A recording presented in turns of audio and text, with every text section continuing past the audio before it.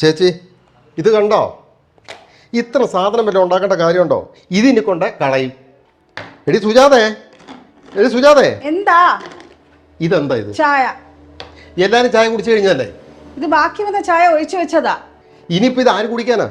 ഇന്നലെ ആണെങ്കിൽ 3-4 ദോശ ചോറ് കറികളൊക്കെയാണ് കൊണ്ട് കളഞ്ഞത്. എൻ്റെ ദൈവമേ, ഇതുപോലെ ഭക്ഷണസാധനങ്ങൾ കളയുന്ന ഒരു വീട് ഈ വീട് മാത്രമേ കാണത്തുള്ളൂ. അതെ, മരം കുലുക്കി ഉണ്ടാക്കുന്നല്ല ഈ പൈസയൊക്കെ. എല്ലാവരും ഒന്ന് സഹകരിച്ചു കഴിഞ്ഞാൽ ചെലവ് ചുരുക്കി ജീവിക്കാൻ പറ്റും. ഈ വീട്ടുഭരണം എന്ന് പറഞ്ഞു കഴിഞ്ഞാലേ അതൊരു കലയാണ്. അതെല്ലാ സ്ത്രീകളും ഭാര്യമായും അറിഞ്ഞിരിക്കണം. ഞാൻ പറഞ്ഞത് നിനക്ക് വല്ലതും മനസ്സിലായോ? ചേച്ചി ഇതിന്റെ ഉത്തരവ് ചേച്ചി തന്നെ അങ്ങ് പറഞ്ഞു കൊടുത്തേരെ. എടാ, ആഹാര സാധനങ്ങൾ കുറച്ചൊക്കെ എല്ലാ വീട്ടിലും ബാലൻസ് വരും. ഇനി ഒരു കാര്യം ഞാൻ അങ്ങോട്ട് പറയട്ടെ, നീ കുടിച്ചിട്ട് കളയുന്ന കാശ്, സിഗരറ്റ് വലിച്ച് കളയുന്ന കാശ്, നീ ഇവിടെ വന്ന് പാത്രങ്ങൾ പൊട്ടിക്കുന്നു, എന്തെല്ലാം ചെയ്യുന്നു, ഇതിന്റെ കണക്ക് ഞാൻ തരട്ടെ. പിന്നെ നീ എന്താ പറഞ്ഞത്, കുടുംബഭരണം ഒരു കലയാണെന്നോ?